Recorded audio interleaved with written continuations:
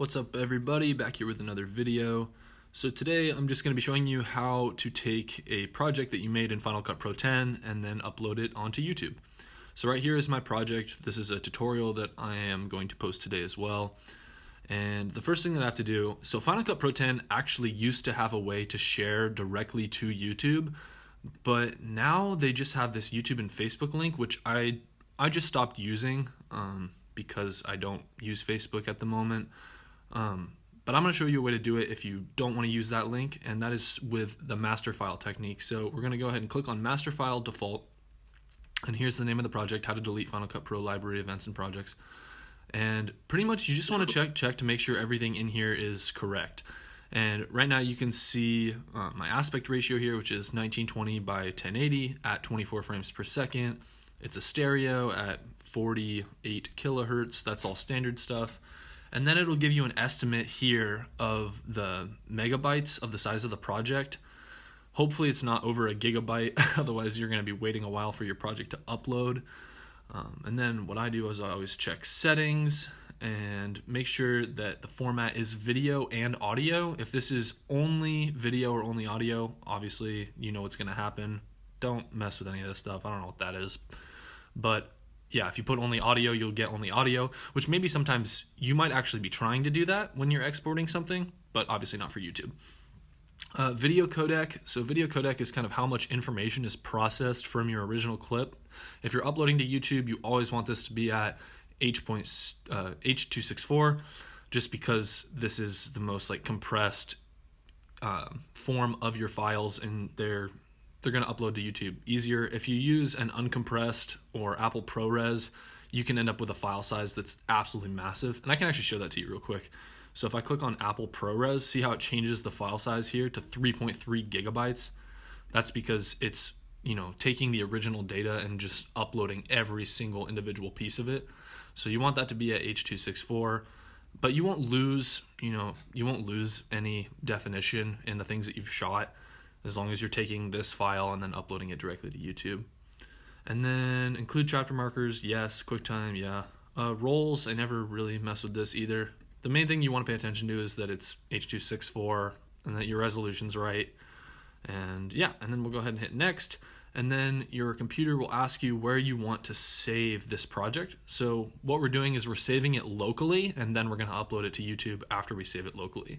I am just going to go ahead and save it on my desktop. So right here, I'm going to select my desktop, and then it will just put it on my desktop. And I have the name of the file here as well. So I'm going to hit save. And then it'll show you the progress up here in this little circle bar. And it'll go, if you look at sharing right there, it'll give you all of the details on the project that you just shared to your desktop. So kind of an obnoxious feature that Final Cut Pro 10 does when they save things locally, after you export it, it will just pop up on the screen in QuickTime Player, and it'll just give you a preview of the thing that you just exported. This I find honestly kind of annoying, so I'm just gonna, you can check to make sure it's your project. Yep, that's mine. And then you can exit out of it. And it'll also give you a little nice prompt up here. It says share of the name of the project was successful. I'm gonna go ahead and close that. And I'm actually gonna go ahead and exit out of Final Cut Pro 10 right now because I don't need it open anymore. So I have it right here, and you'll see that it's a .mov file. And that is the project that I want to upload to YouTube. So next, I am going to go to Google Chrome, and here's my YouTube channel. You guys might recognize it. And I'm going to go and hit this little create button up top here. The create plus sign, it's like a camera with a plus sign, and when you click on it, it says create. I'm going to hit upload video.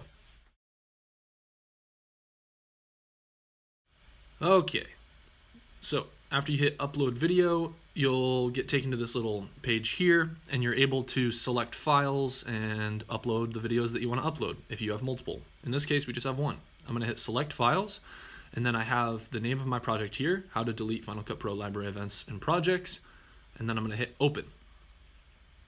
And what YouTube will do is it will open it, and then it'll give you the page that allows you to describe your video, title your video, and all that.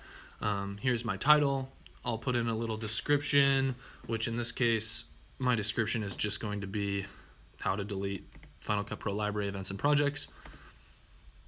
And if you have a thumbnail, so YouTube doesn't like thumbnails that are bigger than 2 megabytes. So if you know anything about creating thumbnails, make sure that your thumbnails are not larger than 2 megabytes.